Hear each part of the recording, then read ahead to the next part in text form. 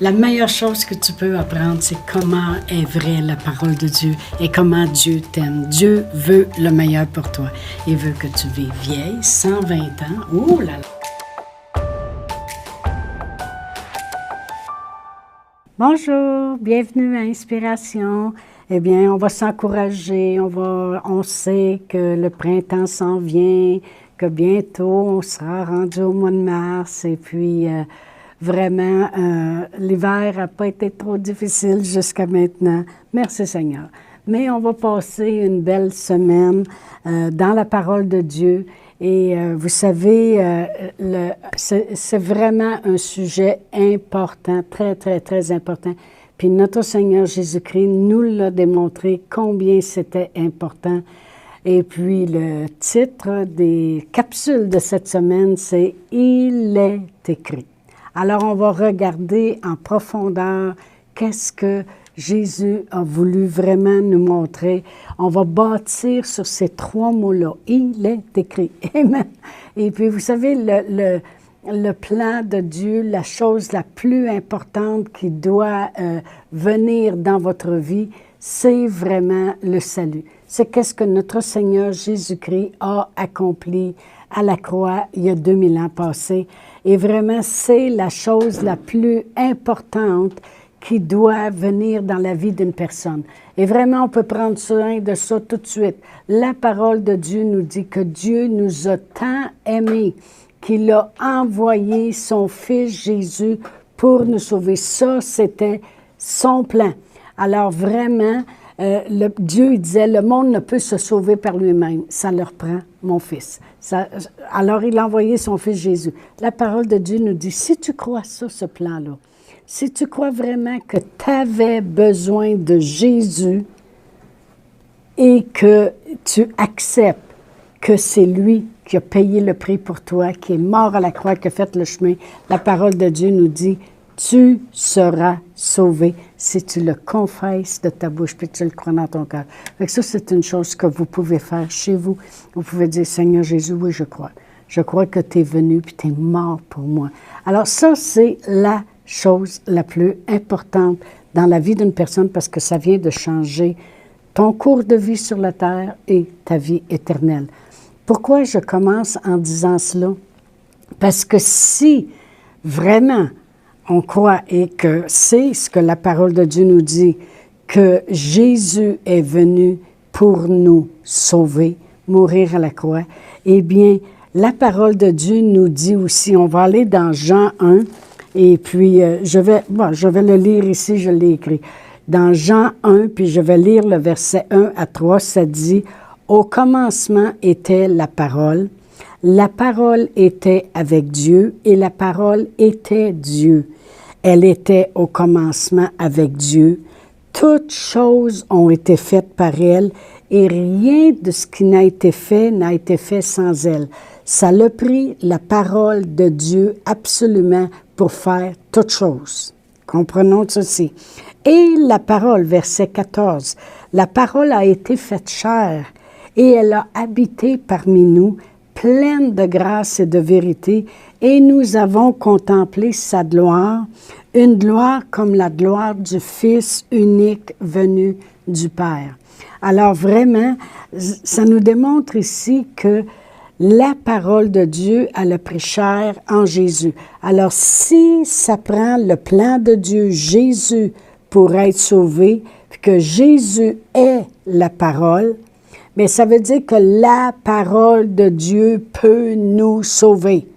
Le mot « sauver », quand on va dans le grec, ça comprend pareil comme un forfait. Ça veut dire la parole de Dieu peut nous guérir parce que lors du salut à la croix, la guérison est incluse.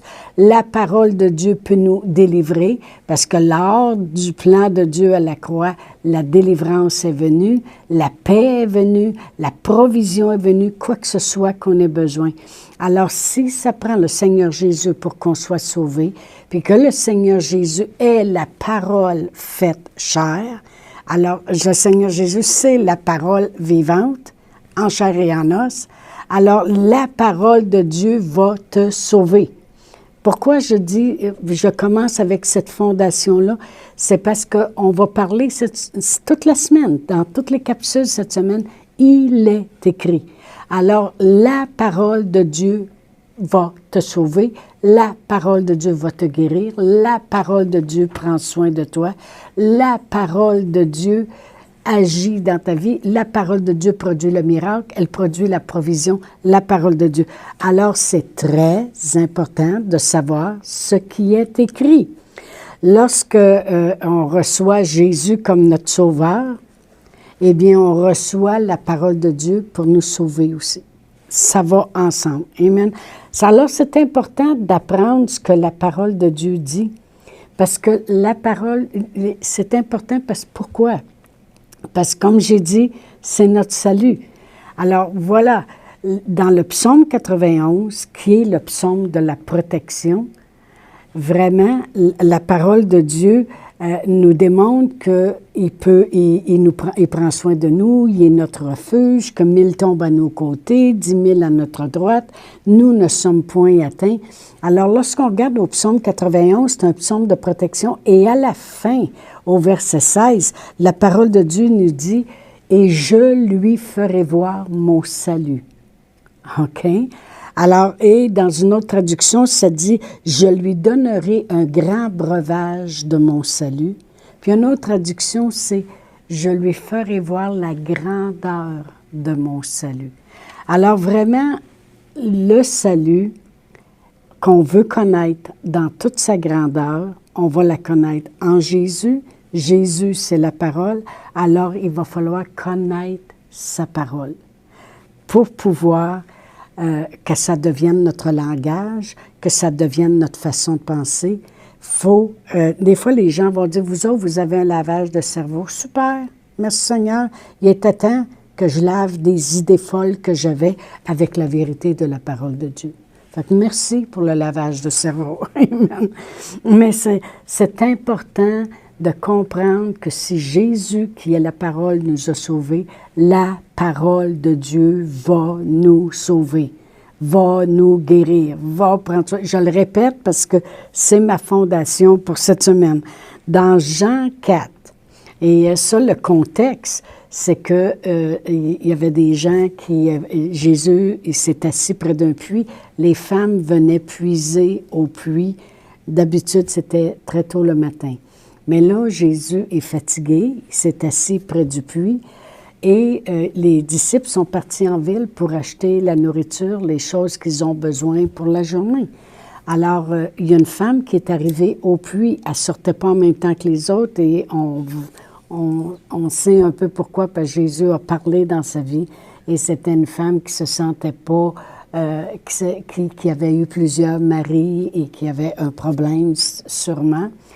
Puis, elle disait, il a dit, tu as eu plusieurs hommes dans ta vie, mais aucun d'eux n'a été ton mari. Ça veut dire qu'elle a marié bien des hommes. OK. On ne rentre pas dans les détails, mais elle était honteuse, alors elle ne sortait pas en même temps que les autres. Elle est arrivée, elle, au puits, au moment où Jésus était là. Et Jésus lui a parlé et il lui a demandé à boire. Et au verset 9 et 10 dans Jean 4, la parole de Dieu dit, « La femme samaritaine lui dit, « Comment toi, qui es juif, me demandes-tu à boire, à moi, qui suis une femme samaritaine? » Les Juifs, en effet, n'ont pas de relation avec les Samaritains. Jésus lui répondit, « Si tu connaissais le don de Dieu, et qui est celui qui te parle et qui te dit, « Donne-moi à boire », tu lui aurais toi-même demandé à boire et il t'aurait donné de l'eau vive. » Pourquoi je l'ai lu tranquillement? Parce que c'est très, très important.